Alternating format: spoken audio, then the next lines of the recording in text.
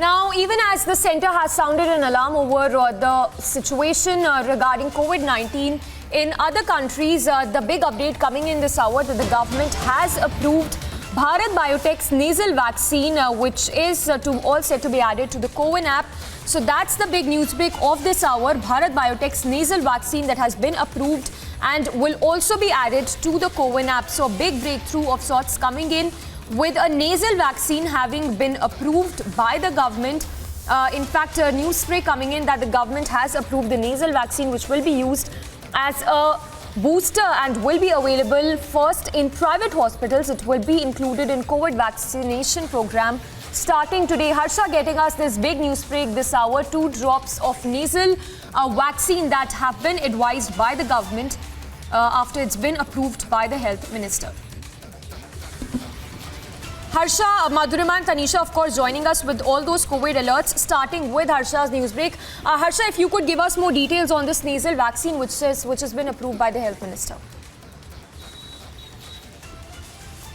Exactly. This nasal vaccine is a heterologous vaccine and it was long to be approved by the DCGI and the health ministry and the government, the panel of the COVID. But today we are getting to know that from today onwards, nasal vaccine will be used as a heterologous vaccine, which is a booster vaccine. That means if someone has taken 2 doses of Covishield or Covaxin, they can easily take the nasal vaccine. The 2 drops of nasal vaccine will be used as a booster vaccine, and from today onwards, it will also be included in the government vaccination program. And the initial phase of nasal vaccine will be available in the private hospitals. The capping, the rates of nasal vaccine is still not told by the ministry, but they have said that not in the government hospital, but initially in private hospital, nasal vaccine will be started from today. It depends on the private hospital what rates they are choosing for the nasal vaccine.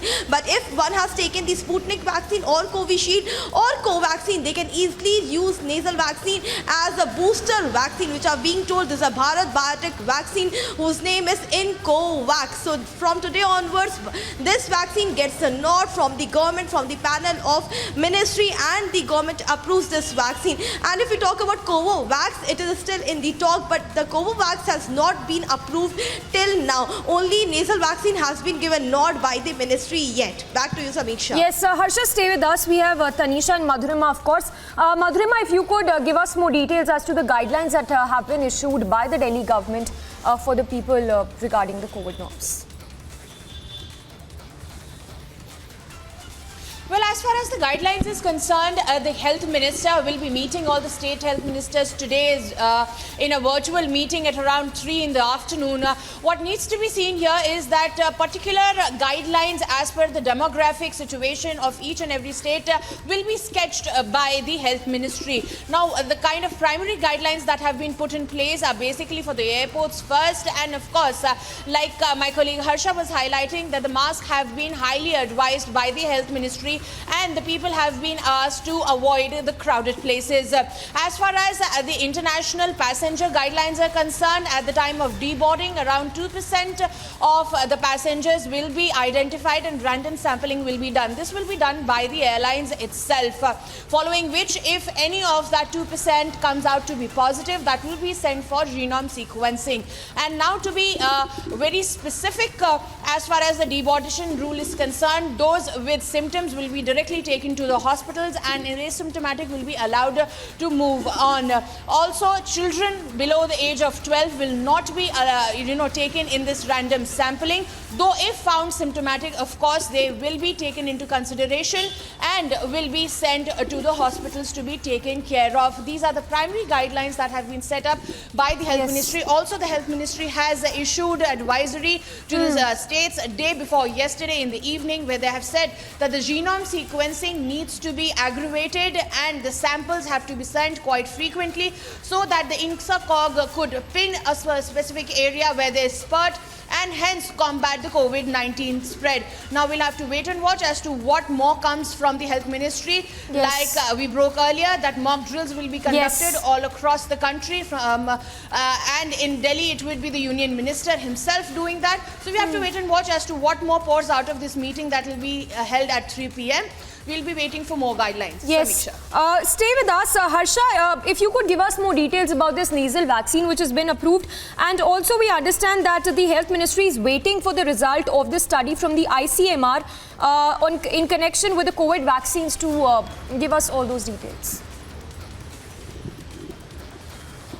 Exactly, Samisha. Now, in the off-cam briefing by Health Minister, there were several questions regarding the heart attacks which has been happening after this COVID has been seen, after the pandemic in 2020 from 2022. We have seen several young age people dying from these heart attack, and whether it is because of the COVID, whether it is because of the steroids, whether it is because of the medicines and the vaccination, this has to be studied. So ICMR conducted a study almost for 6 months. Various data were collected by ICMR, and that study has been submitted to the Union Health Ministry by the ICMR. Until now, what government and what the Health Ministry suggests is that there's no evidence which shows that the heart attacks are happening because of COVID or because of the vaccine. There's no evidence as of now, but the detailed study will also be submitted later in the evening by ICMR. Till now, the preliminary study suggests that there's no evidence that the deaths because of cardiac arrest is happening because of the vaccine or COVID. And Samiksha, there are several vaccines which were required government, not from nasal vaccine to Covovax. These were the two vaccines which were in line to get approval from, and not from the Health Ministry. And today there's a big news that nasal vaccine has been given nod by the government, and from today onwards it will be included in the immunization program and it will be available in the private hospital. Anyone who wants to go for nasal vaccine can go to the private hospital and get nasal vaccine as a booster dose. Samiksha, back to you. Harsha, stay with us. We have Tanisha also getting us all the updates. Tanisha, for our viewers also would want to know more about this sub-variant of Omicron, which is of course a growing concern. Tell us more about how transmissible is it and how worrying is it when we talk about the rising cases of this variant of Omicron. Rightly said, Samisha. Well, remember, this new variant is a sub-variant of Omicron virus. It is the BF7 and it is highly infectious, and that is why reports are also telling us that even if you are vaccinated with your 2 doses, this virus can reinfect you. So like you said, it is a highly transmissible, highly infectious virus which can affect you even if you are vaccinated. So remember, vaccination does not help in this case. So it is always advisable to take precautions, because remember, precaution is always better than cure. When we talk about the symptoms, there are few major symptoms that we saw in the other variants as well, which is flu, cold, cough, symptoms like diarrhea and stomach ache are the few common symptoms that we see of the BF7. Remember, all of this is all the way more infectious. The intensity of you getting the flu, of getting stomach ache is all the way more.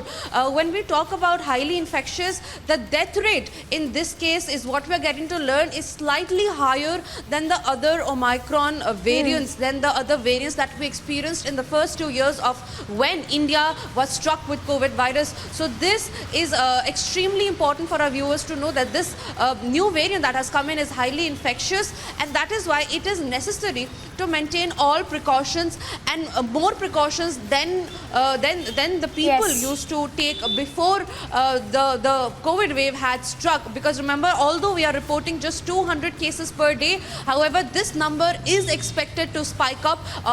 When we talk about the variant, only 4 cases have been reported in India so far, 3 in Gujarat and 1 in Odisha. Yes.